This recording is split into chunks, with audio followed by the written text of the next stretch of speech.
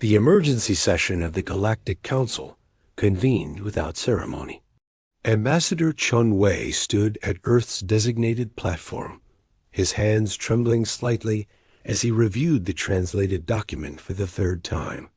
Surely, he thought, there must be some mistake in the translation algorithms. The motion stands as presented, announced. High Arbiter Zelthus, his crystalline body refracting the chamber's ambient light into fractured rainbows. All member species must comply with Directive 7731, the systematic termination of genetically compromised individuals to preserve resource allocation efficiency. Chun's throat went dry. Around the vast circular chamber, representatives from 200 worlds waited in silence.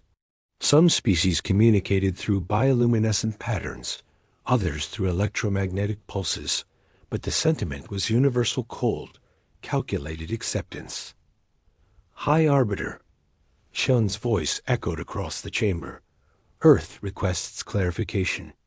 This directive would require us to eliminate citizens with disabilities, chronic illnesses, and genetic variations? Affirmative, Ambassador Chen Wei. Zelthus's tone carried no malice, only the detached efficiency that characterized most Galactic Council proceedings. The Galactic Census Bureau has identified approximately 1.2 billion humans falling within the designated parameters. The termination must be completed within one standard galactic year. The number hit Chun like a physical blow. His younger sister, brilliant mathematician Dr. Chine Leng, used a neural interface to compensate for her cerebral palsy. His own son had been born with a congenital heart defect, corrected through surgery, but technically still qualifying under these barbaric guidelines. On what grounds? Chun demanded, his diplomatic composure cracking. What possible justification? Efficiency, interrupted Council Member Vroth, a hulking being from the mining colonies of Kepler 442b. For millennia, the Council has maintained stability through resource optimization. Disabled individuals consume resources at rates 17% higher than baseline populations, while contributing 9% less productive output. Chun felt his face flush with anger. We're talking about sentient beings, not manufacturing efficiency reports. Correct, Zelthus acknowledged. Sentient beings whose existence creates measurable inefficiency. The Council has studied this matter extensively. 173 member species voted in favor, 27 abstained, and 0 opposed, because Earth wasn't present for the vote. Chun slammed his palm against the podium. We were never consulted. Earth's membership status was provisional pending this session, Zelthus explained with infuriating patience. The directive was enacted during your probationary period. Now you must demonstrate compliance or face immediate expulsion and quarantine. Your planet would be blockaded, denied all trade, technology exchange, and protection under galactic law. The threat wasn't empty. Earth had joined the Galactic Council only 5 years ago, following first contact with Zelthus' exploratory fleet. The technological advancements humanity had gained in that short time had been revolutionary clean energy, faster-than-light communication, medical breakthroughs that had extended average human lifespans by 30 years.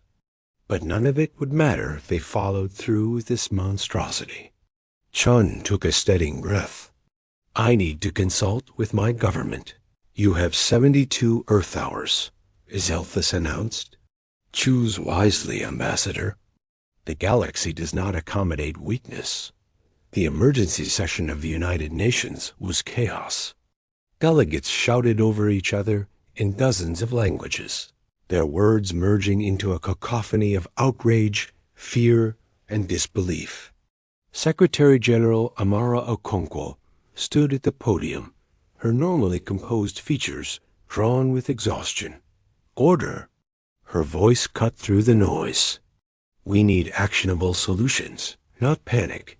Ambassador Chen stood beside her, having delivered his full report an hour earlier. The recorded footage from the Galactic Council chamber played on loop across every screen. Zelfa's crystalline face repeating the ultimatum with mechanical precision. Dr. Sarah Rothston, representing the World Health Organization, was the first to speak with any coherence. This is genocide. There's no other word for it. They're demanding we murder over 1 billion people who are our colleagues, friends, family members. They don't see it that way, Chen said quietly. To them, it's resource management. Most galactic species don't have the genetic diversity we do. Many reproduce through cloning or artificial selection, eliminating variations they consider defective before birth. That's their choice, fired back Ambassador Li Chun from China. Not ours. Humanity decided decades ago that every life has inherent value. Agreed, Okonkwo said, but we need to consider the consequences of refusal. The Galactic Council isn't bluffing about the blockade. Earth would be cut off from technologies we've come to depend on. Our quantum communication networks, the antimatter generators powering our cities, the medical nanobots treating everything from cancer to spinal injuries, all of it comes from Council technology. Are you suggesting we comply? Dr. James Morrison from the UK delegation stood abruptly, his prosthetic leg a marvel of Council biotechnology gleaming under the assembly lights. My own life would be forfeit under these guidelines. I'm not suggesting anything except that we face reality, Okonkwo replied. A blockade would also mean vulnerability. Without Council protection, Earth becomes a target for any hostile force in the galaxy. We've already detected 3 separate territorial disputes on our borders. Dr. Yuki Tanaka, Japan's representative and a renowned physicist who had lost her vision in a laboratory accident, spoke up. There's a 4th option we haven't discussed. We leave the Council voluntarily. Not just refuse compliance, completely withdraw from galactic civilization. The room fell silent. Leave? Okonkwo repeated. That's tantamount to exile. No, Tanaka said, adjusting her neural interface that allowed her to see through synthesized data feeds. Exile implies we're being forced out. I'm proposing we choose to go. Let them keep their efficiency and their cold calculations. We'll take our messy, imperfect humanity and chart our own course. Chun felt something stir in his chest, a spark of defiant hope. The Council Charter does allow voluntary withdrawal. I checked during the flight back. Any member species can leave with proper notification. And go where? Demanded Ambassador Chun. We don't have faster-than-light travel of our own. Our ships are Council-built, licensed technology. They can disable them remotely. Then we build our own, Tanaka said simply. We have some of the brightest minds on Earth. Before the Council arrived, we were already on the verge of breakthrough propulsion theories. We paused that research when they offered us their technology. But the fundamental science is there. Dr. Rothstein leaned forward. That could take decades. Generations, even. Then it takes generations, Tanaka replied. My ancestors built temples that took centuries to complete, knowing they'd never see the finished work. They did it anyway, because some things matter more than immediate gratification. Murmurs rippled through the assembly. The idea was audacious, terrifying, and possibly insane.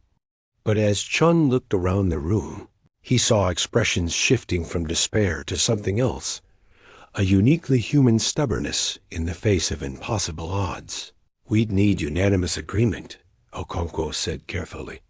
Every nation, every territory.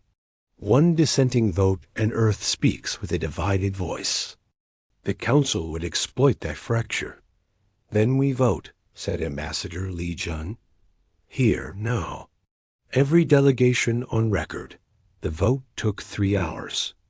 Not because nations disagreed, but because representatives wanted to speak, to put into words why this mattered. Ambassador Morrison spoke of his daughter, who had autism and saw the world in ways that had led to breakthrough algorithms in quantum computing. Ambassador Chen talked about his sister, whose supposed disability had never stopped her from solving equations that baffled her able-bodied peers. When the final tally appeared on the screens, the number glowed in unanimous green. 193 to 0. Earth would withdraw from the Galactic Council. Chen returned to the council chamber exactly 72 hours after leaving it. But this time, Secretary General Okonkwo accompanied him, along with a delegation representing every region of Earth. They wanted the council to see humanity's unified front. Ambassador Chen Wei, Zelphus greeted him. Have you reached a decision regarding Directive 7731? We have, High Arbiter. Chen's voice was steady now, reinforced by the knowledge of his entire species standing behind him. Earth declines to implement the directive. Furthermore, we are formally notifying the Council of our voluntary withdrawal from galactic civilization, effective immediately. The chamber erupted, not with the organized chaos of human disagreement, but with genuine shock. Representatives who had existed for millennia without displaying emotion now flickered with uncertainty, their bioluminescence stuttering, their electromagnetic fields fluctuating. Withdrawal? Zelphos' crystal structure actually shifted color, something Chen had never witnessed. You comprehend the implications? You'll lose all council technology, all protections, all trade agreements. We understand perfectly. Okonkwo stepped forward. We also understand we cannot remain part of a civilization that measures life by productivity metrics. That's not who we are. Council member Vrad's booming laugh echoed through the chamber. Noble words from a species barely out of its technological infancy. You'll be extinct within a generation without our support. Maybe, Chen acknowledged. But we'll be extinct on our own terms, with our humanity intact. That's worth more than all your technology. You're choosing certain death over simple pragmatism, Zelphus said, and for the first time, Chen detected something like confusion in the High Arbiter's tone. Why? Okonkwo smiled sadly. Because you've never understood what makes us human, High Arbiter. Our strength doesn't come from eliminating weakness. It comes from protecting it. Every time we help someone who can't help themselves, every time we adapt our world for those who experience it differently, we become stronger. Not as individual organisms, but as a species. Sentimental philosophy, Brat scoffed.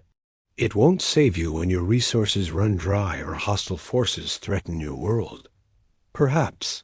Dr. Tanaka spoke up, her sightless eyes somehow seeming to stare directly at the council. But I'd rather die fighting for a world worth living in than survive in one that is Zelphus was quiet for a long moment. Finally, he said, Your withdrawal is acknowledged. All council technology will be deactivated within one orbital cycle. You have that long to prepare. May your species find whatever future awaits beyond our borders. As the human delegation turned to leave, Chen glanced back one last time. The council chamber, once seeming so grand and full of promise, now looked cold and empty. They were leaving behind wonders, yes, but they were taking something far more valuable. They were taking their humanity. Call to action.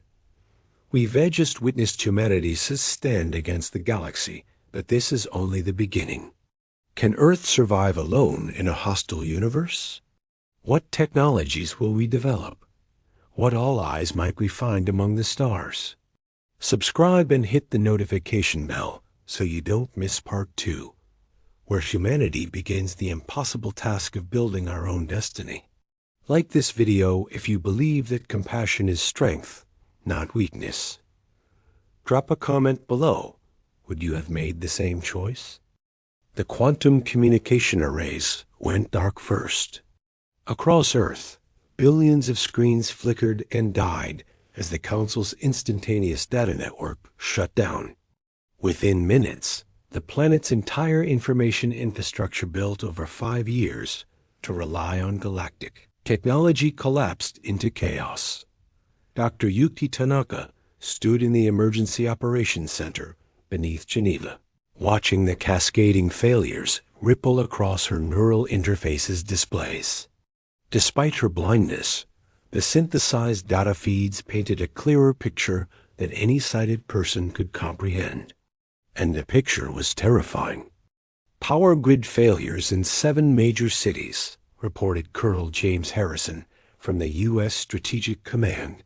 The antimatter generators are entering emergency shutdown. They're designed to fail safe, but we've got maybe 6 hours before complete shutdown. Medical crisis in every major hospital, added Dr. Sarah Rothstein, her holographic presence projected from WHO headquarters. The nanomedicine systems are deactivating. We're talking millions of patients who depend on Council biotechnology to stay alive. Secretary General Okongso's face was grave. How long until we're completely dark? 12 hours, Tanaka said quietly. Maybe less. They're not just turning off the technology. They're triggering kill switches we didn't even know existed. Every piece of Council hardware is designed to brick itself if removed from their network. Can we override it?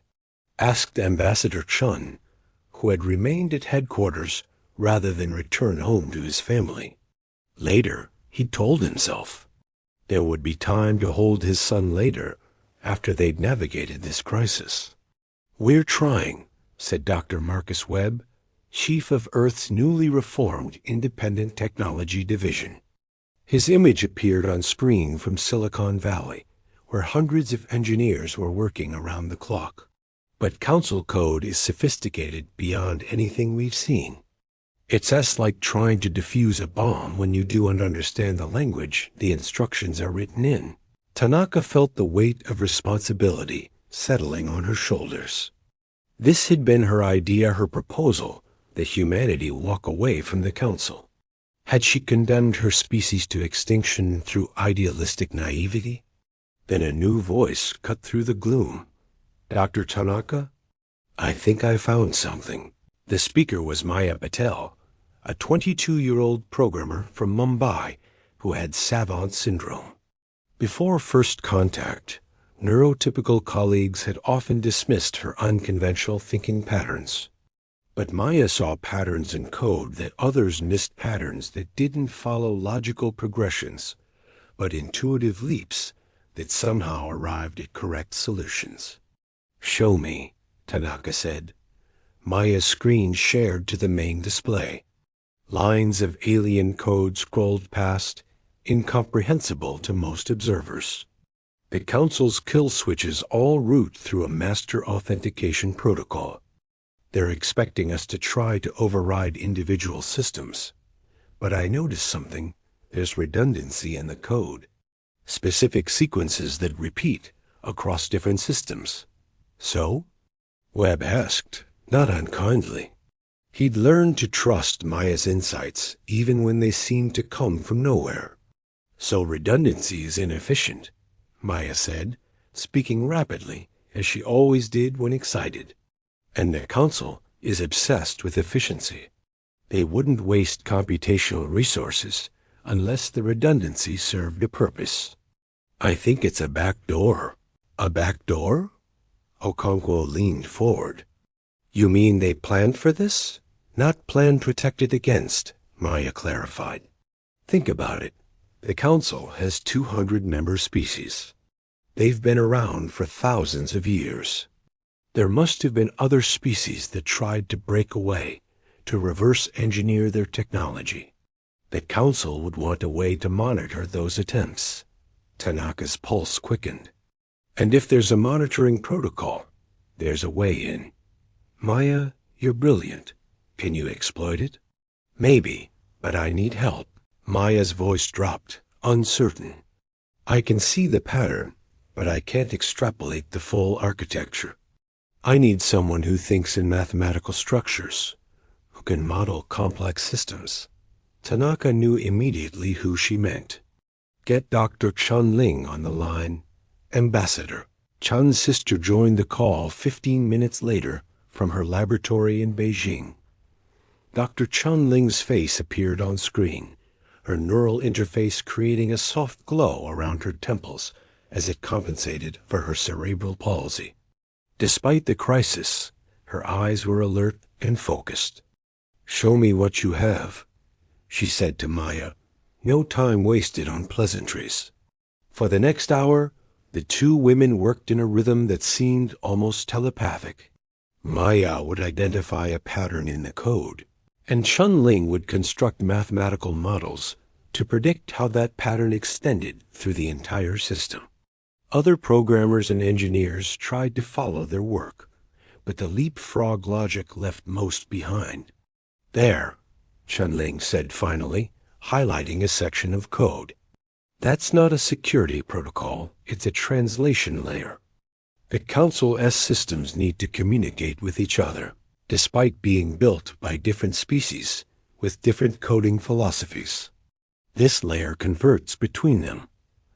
Which means," Maya picked up the thread, "if we can speak the translation layer's language, we can make the systems think we're Council-authorized maintenance protocols." Dr. Webb looked skeptical. "That's a massive if. We're talking about cracking encryption that's probably millions of years more advanced than ours." "We're not trying to crack it," Chen Ling said, her words slightly slurred by her condition, but her logic crystalline. "We're trying to mimic it. Like learning to forge a signature, you don't need to understand the person's entire psychology. Just replicate their handwriting." "How long?" Okonkwo asked. The two women exchanged glances. 4 hours, Maya said. "Maybe 5.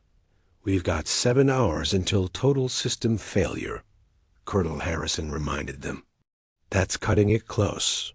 "Then we'd better get started," Xin Ling said, and dove back into the code. While the technical teams fought to save Earth's infrastructure, another crisis was unfolding in orbit.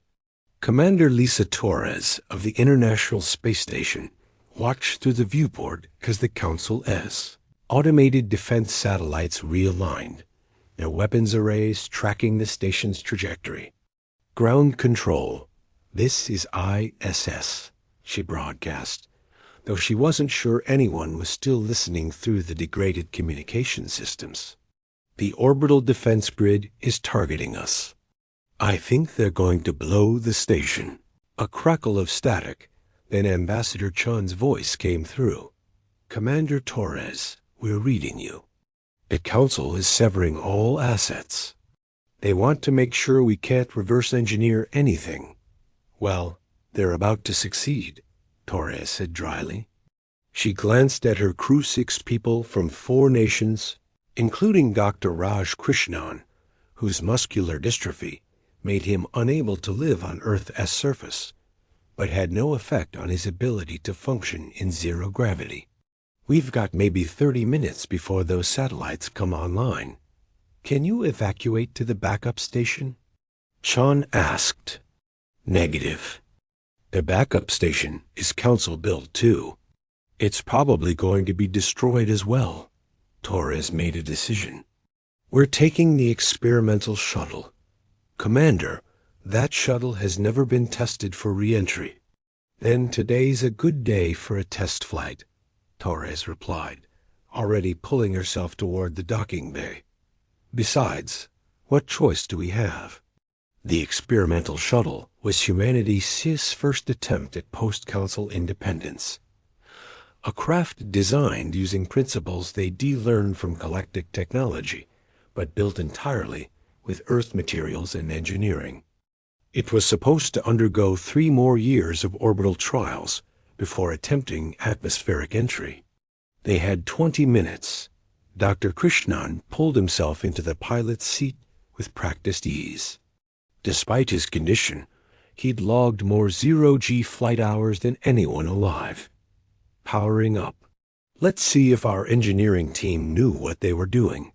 The shuttle systems came online sluggish compared to Council technology, but they worked. Human-made, human-controlled. Torres had never appreciated the significance of that until now. All crew secured, reported Dr. Amina Hassan, the station's chief medical officer. Though I should note that using an experimental shuttle for emergency evacuation violates about 40 different safety protocols. Add it to my file, Torres said, strapping in beside Krishnan. Raj, get us out of here. The shuttle detached from the ISS with a shudder.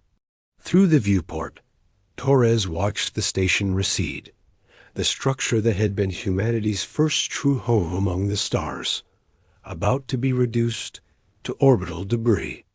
Then the defense satellites opened fire. Beams of coherent energy lanced through space, precise and deadly.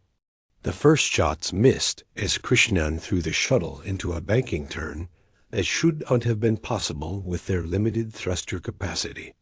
But he'd spent years studying orbital mechanics, finding efficiencies and shortcuts that Council pilots never bothered with because their superior technology made such optimizations unnecessary.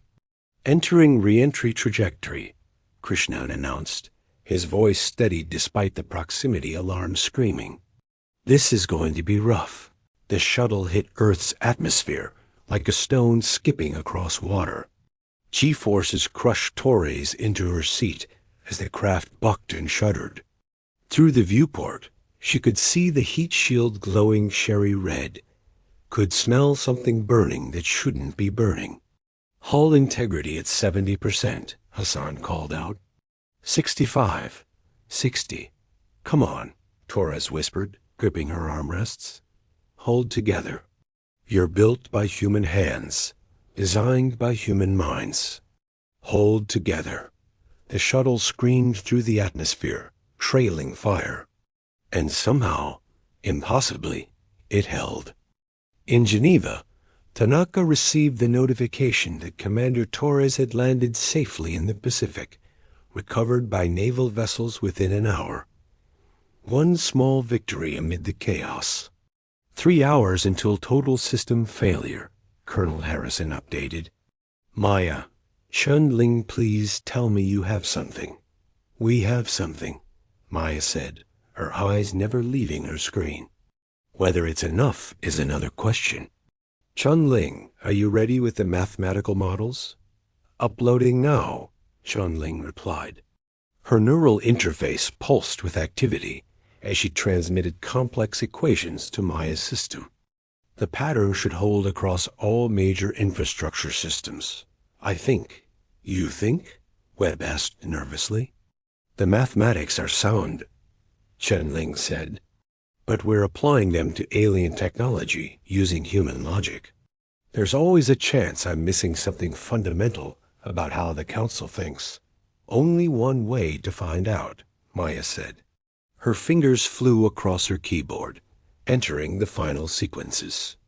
Initiating bypass protocol in 3, 2, 1. The operations center held its collective breath. For 5 seconds, nothing happened. Then, across the globe, systems began flickering back online. Power grids stabilized. Communication arrays reestablished connections. Medical systems resumed function. We're in, Maya whispered, disbelieving. We're actually in. A cheer erupted through the operations center, but Tanaka held up a hand for silence. Status report. What do we actually control? Webb ran diagnostics. 70% of major systems responding. The antimatter generators are stable. We can keep them running. Medical infrastructure is back online. But we're locked out of the advanced systems. Faster-than-light communications, quantum processors, anything that relies on Council-specific physics. Those are still bricked. Can we fix them? Okonkwo asked. Eventually, maybe, Webb said. But we're talking years of research to understand the underlying principles. For now, we're running on whatever we can keep alive with the bypass. It's enough, Tanaka said firmly. We kept Earth from going dark. We bought ourselves time. Time for what? Colonel Harrison asked. Tanaka smiled, though no one could see it. Time to remember how to stand on our own feet. 1 week later, Ambassador Chen stood before the rebuilt United Nations Assembly. The chamber was different now. Council holographic projectors had been replaced with human-made screens. The elegant alien architecture supplemented with practical human engineering. It was rougher, less sophisticated, but it was theirs. The immediate crisis has passed, Chen announced. We've stabilized essential infrastructure and established communication networks using pre-council technology. It's slower, more limited, but functional. What about defense? Asked Ambassador Li Jun. The council said we'd be vulnerable to hostile forces without their protection. We're establishing a new defensive doctrine. Colonel Harrison stood to respond. Commander Torres's shuttle proved that human engineering can work. We're accelerating production of Earth-built spacecraft, orbital defense platforms, and early warning systems. It won't match Council technology, but it'll be enough to defend our planet. Dr. Rothstein spoke next. The medical situation is stabilized. We've lost access to some Council treatments, but we're adapting. In some cases, we're actually finding that human-developed alternatives work better because they're designed for human biology, not generic galactic templates. What about faster-than-light travel? Someone called out. Without that, we're trapped in our own solar system. Tanaka stood. That's my department. I'm assembling teams of physicists, engineers, and yes, people the Council would have considered defective to tackle the problem from first principles. We had theories about FTL before the Council arrived. Now we're going to prove them. How long? Okonkwo asked. 20 years, Tanaka said. Maybe 30. But we'll do it. The assembly was quiet, absorbing the enormity of what they faced. Decades of isolation, of struggling with inferior technology, of vulnerability. Then Ambassador Morrison stood, his prosthetic leg gleaming. I've been thinking about something. The Council told us we needed to eliminate people like me, like millions of us, because we're inefficient. But this past week has proven something remarkable. He gestured to the screens showing highlights from the crisis. Maya Patel's pattern recognition that had cracked the Council's code.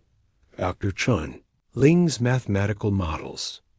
Dr. Krishnan's zero-G piloting that had saved the ISS crew. Dr. Tanaka's leadership, despite her blindness. Every person the Council would have killed contributed something essential to our survival, Morrison continued. Not despite their differences, but because of them. Maya sees patterns neurotypical minds miss. Chun Ling's brain processes mathematics in ways that solve problems others can't. Krishnan thrives in environments that disable others. Tanaka experiences data in ways that revealed solutions sighted people overlooked. His voice grew stronger. The Council calls this inefficiency. I call it humanity's greatest strength. We don't optimize away our diversity. We celebrate it, nurture it, build with it. And that's why we're going to survive this. Not because we're the strongest or the fastest or the most advanced, but because we're the most adaptable, the most creative, the most stubbornly, beautifully human. The assembly rose in a standing ovation.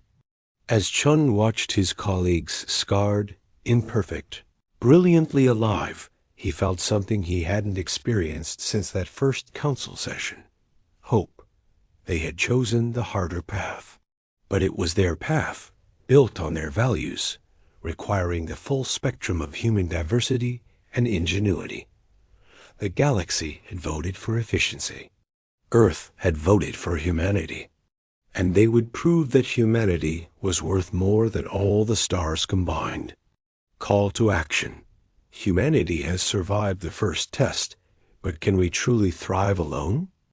In the final part, Earth will face its greatest challenge yet and discover allies in the most unexpected places. Subscribe now to see how this epic trilogy concludes. If this story gave you chills, smash that like button. And tell us in the comments, what human trait do you think will be our greatest advantage among the stars? Part 3 drops soon, and you won't want to miss it. 23 years after Earth's withdrawal from the Galactic Council, Dr. Maya Patel stood at the viewport of humanity's first independently constructed deep space station, looking out at what shouldn't exist. The ship hung in space, like a contradiction made manifest, sleek and powerful, built from materials that humans had synthesized, powered by drives that humans had theorized, assembled by humans who the galaxy had deemed worthless. The RSS Chunling, named after the mathematician who had passed away 2 years ago, but whose equations made this moment possible, represented humanity's defiant answer to cosmic exile. Final systems check complete, announced Captain Torres from the bridge. The former ISS commander had spent 2 decades preparing for this moment. FTL drive is showing green across all parameters. We're ready for the test jump. Maya felt her heart racing, that familiar flutter of anxiety that had never quite gone away. 23 years ago, she'd been a young programmer cracking alien code. Now she was the director of Earth's Independent Propulsion Research Division, and the weight of humanity's future pressed against her chest. Dr. Patel? Torres prompted gently. We're waiting on your authorization. Maya took a breath. Initiate the jump sequence. The Chunling shimmered, and reality bent. For 3 seconds, the ship existed in a state that made Maya's pattern recognition brain hurt to observe simultaneously here and not here, present and absent. Then it was gone, vanishing into a space between spaces that human mathematics had only recently learned to describe. 27 seconds later, it reappeared exactly where calculations predicted 3 light-years away, near Proxima Centauri. The command center erupted in cheers. Maya felt tears streaming down her face, and she wasn't sure if they were joy or relief or grief that Chunling hadn't lived to see this moment. We did it. Torres's voice came through the quantum entanglement communicator. Another human innovation, slower than Council technology, but unhackable and entirely their own. The drive worked flawlessly. Humanity just broke the light barrier. Maya allowed herself one moment of celebration before her analytical mind kicked back in. Bring her home, Captain. We have work to do. The successful FTL test changed everything. Within weeks, construction began on 12 more deep space vessels. Earth's orbital shipyards, built over 2 decades with painful slowness, now hummed with purposeful activity. Humanity was no longer trapped in its solar system. But where to go? Dr. Amina Hassan, now director of the United Earth Space Exploration Initiative, presented her proposal to the Security Council. At 72, she was one of the few people old enough to remember Earth before the Council, and her perspective bridged 2 eras of human history. We've detected signals, Hassan announced, displaying star charts across the chamber's holographic system. 47 systems broadcasting on frequencies that suggest technological civilizations. Most are within 20 light-years well within our new FTL capabilities. Are they Council members? Secretary General Okonkwo, the same woman who had led Earth through its departure, now in her second term after a brief retirement, leaned forward with interest. "That's the curious part," Hassan replied. "According to the Council's own territorial maps, which we still have access to from our membership days, these systems aren't listed. They're in regions the Council has marked as unproductive zones." Ambassador Chen, now Earth's senior diplomatic officer, understood immediately. "They're hiding. Other species who don't meet the Council's efficiency standards, or who rejected them," added Ambassador Morrison, still serving despite his advanced age, his prosthetic now a museum piece compared to modern Earth-built biomechanics. "There could be an entire network of civilizations out there, living beyond Council control. Or," cautioned Colonel Harrison, now General Harrison, head of Earth's defense forces, "they could be hostile. We've been incredibly lucky that no one has attacked us during our vulnerable period." "Lucky or protected," suggested Dr. Tanaka, who had become Earth's chief theoretical physicist. Her hair was gray now, but her mind remained razor-sharp. "I've been analyzing the sensor data from the past 2 decades. Several times we've detected ships entering our solar system, staying at the periphery for a few days, then leaving. They never approached close enough to be threatening, but they were definitely observing us. Why didn't you report this?" Okonkwo asked sharply. "Because they never posed a threat," Tanaka replied. "And I wanted to understand their pattern first. They always appeared after we made technological breakthroughs, after we cracked the Council's code, when we launched our first successful orbital defense platform, when we synthesized our first faster-than-light capable materials. They are watching our progress. Potential allies," Chen said slowly, "or potential threats waiting for us to become worth attacking. Only one way to find out," Maya spoke up. Despite her position, she rarely participated in diplomatic discussions, but this felt important. "We send a mission. The Chun Ling and 2 escort vessels. We go to one of these hidden civilizations, and we make contact." "That's incredibly risky," General Harrison objected. "We're revealing our capabilities to unknown entities. We're revealing that humanity refuses to hide," Torres countered. She had remained captain of the Chun Ling, and the idea of taking her ship into the unknown clearly appealed to her. "Besides, we've been broadcasting our presence with every ship we launch, every transmission we send. If someone wanted to attack us, they would have done so by now." Okonkwo considered for a long moment. "Dr. Hassan, which of these civilizations seems most promising for first contact?" Hassan manipulated the star chart. "This one, Kepler 438b, 18.7 light-years away.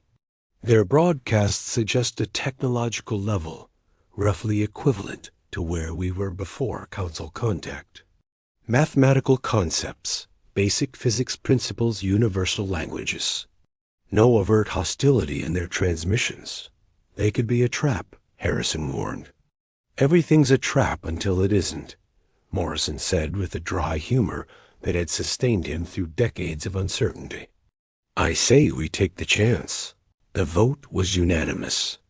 3 months later, the Chun Ling and her escorts, Hawking and Sagan, emerged from FTL near Kepler 438b. Captain Torres immediately felt that something was wrong. "Multiple ships in orbit," reported Lieutenant Sarah Chun, the original Ambassador Chun's granddaughter and the fleet's tactical officer. 47 vessels, various configurations. "They've detected us and are moving to intercept." "Weapons?" Torres asked calmly. "Armed, but not targeting us. They're forming a perimeter. This looks like a quarantine formation." The communication panel lit up with an incoming transmission. The translator human developed, based on mathematical linguistics, took several seconds to process the alien language. "Unknown vessels. This is the Free Fleet of Kepler 438. You have entered quarantine space. State your origin and purpose. Torres activated the response channel. This is Captain Lisa Torres of the Earth vessel Chun Ling. We come in peace, seeking contact with independent civilizations. A long pause. Then a different voice came through, older, carrying weight of authority. Earth? The planet that defied the Galactic Council 23 years ago? The same, Torres confirmed, surprised. You know of us? Every free civilization knows of you, the voice replied, and Torres could hear something like emotion breaking through. You're the reason half of us are still alive. Within hours, the human fleet was escorted to Kepler 438b's primary orbital station. What they found there defied everything they expected. The station was massive, easily 10 times the size of Earth's largest orbital construction. But it was built in a completely different philosophy from Council architecture: modular, adaptable, design continues 757 for function over form. And it was filled with hundreds of different species. Ambassador Chen, who had traveled with the fleet specifically for this moment, floated through the docking bay in mild shock.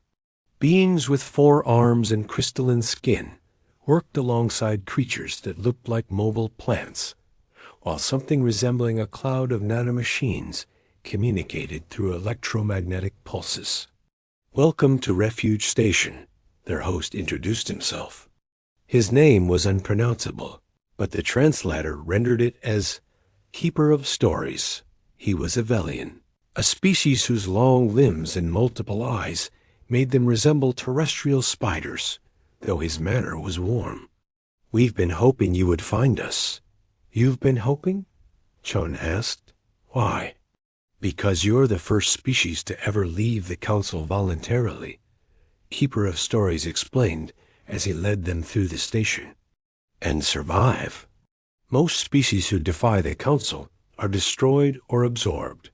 But you walked away and built your own path. You gave others hope. They entered a vast chamber filled with representatives from dozens of species. As Chun and his team entered, a wave of sound washed over them. Clicks, whistles, musical tones, electromagnetic pulses, all translating to the same word. Welcome. Keeper of Stories gestured to the assembly. These are the forgotten species the Council deemed inefficient. Worlds that refused their mandates, civilizations that discovered the truth about the Council's efficiency doctrine and chose exile over compliance. How many? Torres asked. 63 species across 48 systems, Keeper of Stories replied. Some, like the Velians, were founding members of the Council before we discovered what they planned to do with our genetically diverse populations. Others, like the Quillen, he indicated a species of aquatic beings in mobile tanks, were never allowed to join because their environmental needs made them resource-intensive. And some, like the Thrin, a gesture towards silicon-based life forms, think so differently that the Council considers them defective. Chun felt his throat tighten. You've all been hiding here? Not hiding, a Quillen spokesperson burbled through their translator. Building, learning from each other, sharing technologies the Council would never have allowed us to develop because they don't fit their efficiency models. A Thrin representative pulsed with light, their words coming through as resonant harmonics. When we heard Earth had refused the Council, we began monitoring your progress. We watched you struggle, fail, adapt, and succeed. You did in 2 decades what took most of us centuries. You learned to thrive in isolation. We had no choice, Chun said quietly. Exactly, Keeper of Stories replied. Necessity breeds innovation. The Council has grown stagnant because they've optimized away everything that drives evolution: struggle, diversity, conflict, cooperation between different ways of thinking. They're efficient, but static. We're messy, but alive. Dr. Hassan, who had also made the journey, spoke up. You've been working together? Sharing technology? More than that, Keeper of Stories said.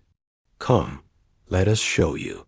The Refuge Coalition, as they called themselves, had accomplished something remarkable.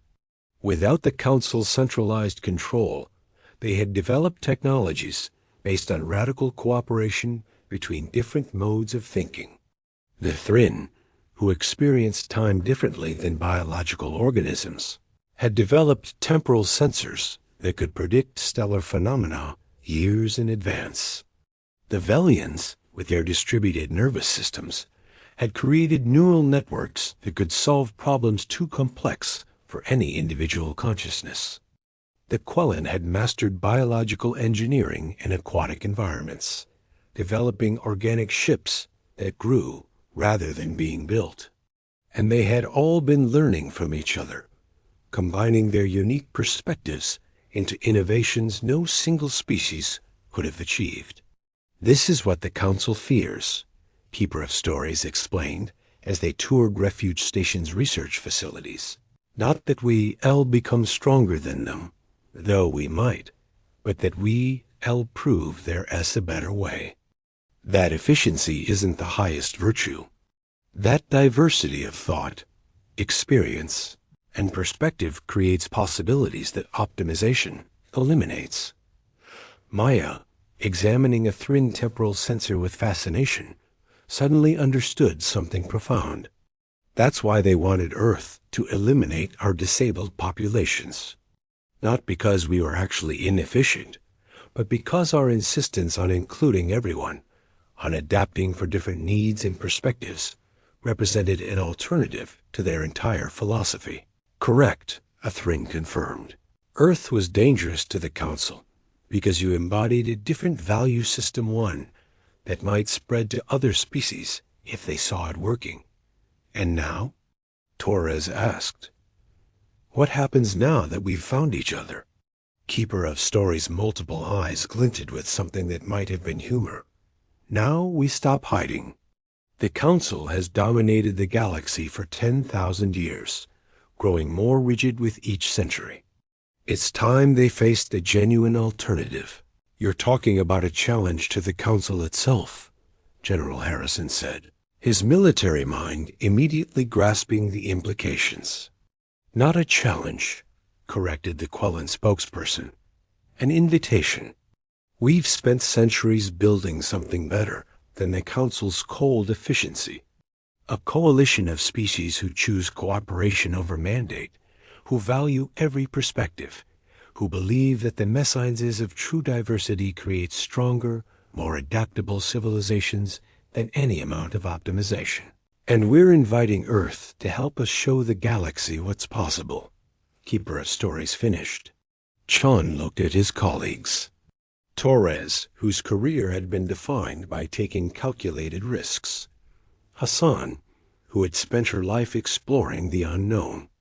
Maya, who had always seen patterns others missed. Harrison, who understood that sometimes the best defense was presenting an alternative that made conflict unnecessary. The Council won't like this, Chen said. No, Keeper of Stories agreed. They won't. Good, Sean replied and smiled. When do we start?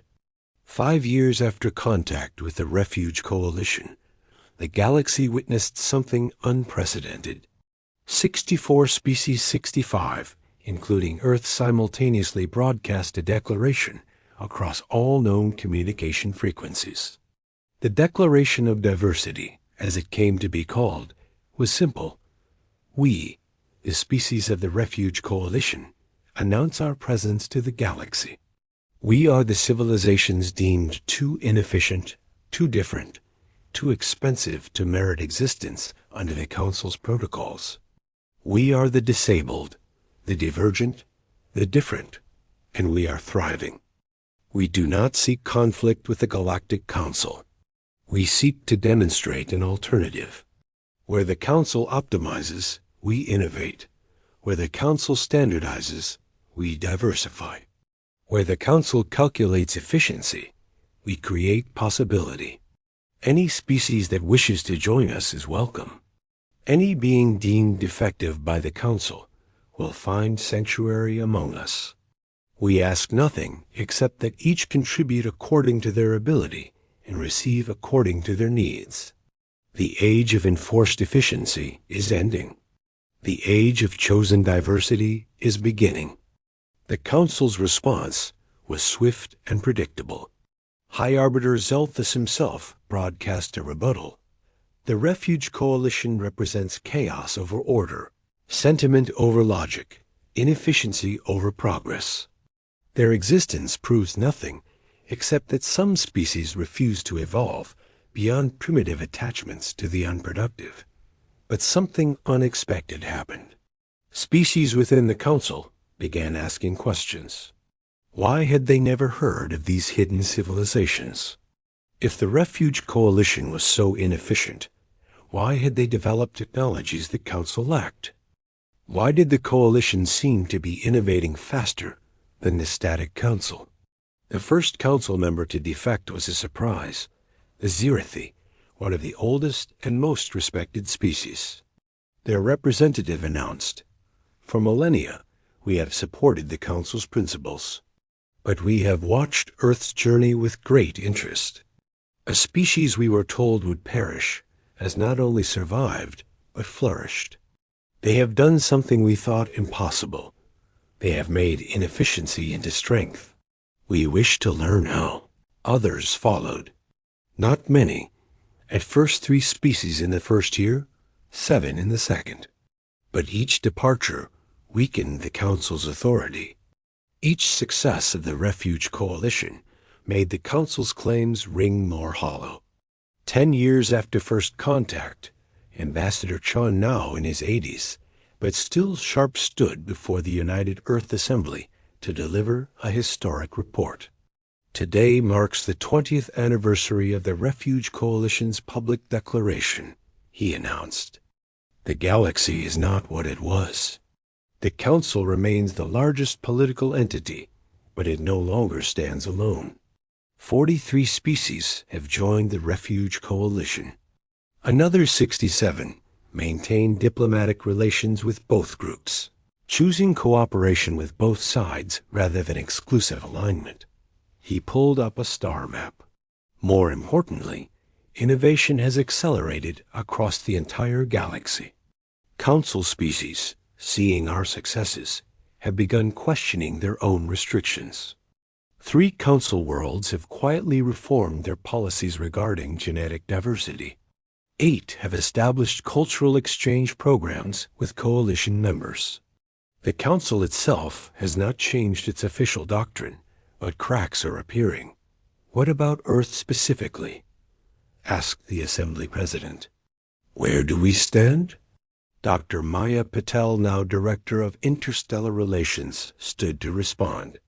At 55, she had grown into her role as humanity's bridge between different modes of thinking. Earth has become something unexpected. We're not the largest coalition member, or the most technologically advanced, but we're the most diverse both internally and in terms of our diplomatic connections. She displayed data. We host exchange programs with 37 species. Our universities teach 17 different cognitive frameworks. We've adapted our cities to accommodate biology types that require methane atmospheres, low gravity, or total sensory deprivation. We've become the Coalition's de facto center, not because we're superior, but because we're the most practiced at adaptation, because we've been adapting for our own people for centuries, added Dr. Sarah Rothstein, now retired, but still consulted on medical policies. Every ramp we built for wheelchairs made it easier to accommodate species with different mobility needs. Every sign language we developed helped us understand nonverbal species. Every accommodation we made for human diversity prepared us for galactic diversity. Sean smiled at that. 20 years ago, he had told the Council that humanity's strength came from protecting its weakest members. Now he could see the truth of that claim written across the stars. High Arbiter Zelthus contacted me last week, Chen said quietly. Unofficial channels, of course.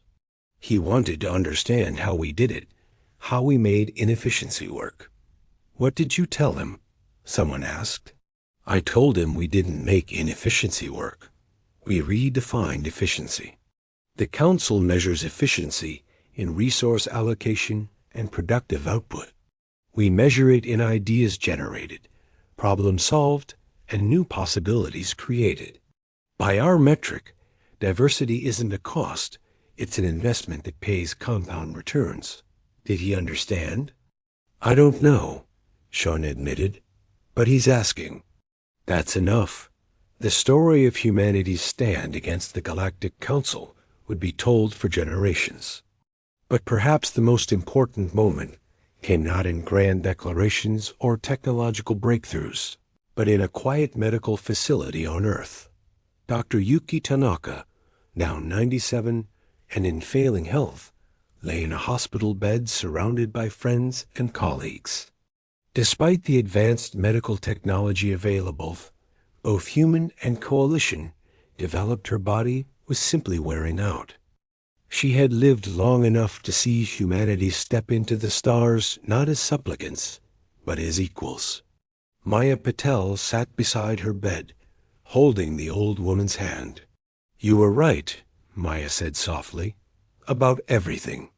About leaving the council, about building our own way, about diversity being strength. Tanaka's sightless eyes turned toward Maya's voice, and she smiled. No, she said, her voice barely a whisper. We were right. All of us. Every person the council would have killed, every mind that thinks differently, every body that works uniquely. We were right together. You changed the galaxy, Maya insisted. We reminded the galaxy, Tanaka corrected, that efficiency without empathy is just calculation. That optimization without diversity is just stagnation. That the true measure of a civilization isn't how well it runs, but how well it includes everyone in the running. She paused, gathering strength.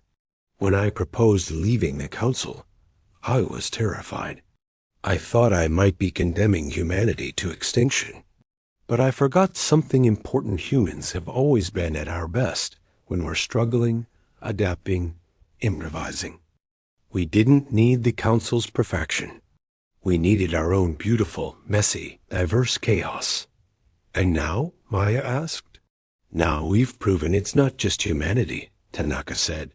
It's every species that values the divergent thinker, the disabled body, the different mind. We've proven that the galaxy doesn't need one council enforcing one way of thinking. It needs hundreds of species finding hundreds of solutions, sharing them, learning from each other. She squeezed Maya's hand weakly. Promise me something. When I'm gone, don't make me into a hero. I was just a blind woman who got stubborn at the right moment. The real heroes are the billions of people who were told they were defective and proved the galaxy wrong simply by existing.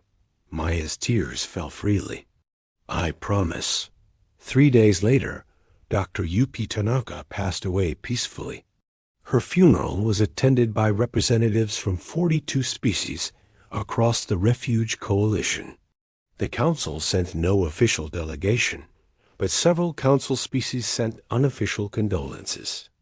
At her memorial, they displayed a quote that Tanaka had written 30 years earlier, when Earth first left the council. They measured us by our weaknesses and found us wanting. We measured ourselves by our strengths, all our strengths, including those they couldn't see, and found we were enough. Not perfect, not optimized, but enough. 50 years after Earth's withdrawal from the Galactic Council, a curious thing happened. A new species, the Elthari, barely spacefaring, sent their first interstellar message. It was a simple query. We have been contacted by the Galactic Council.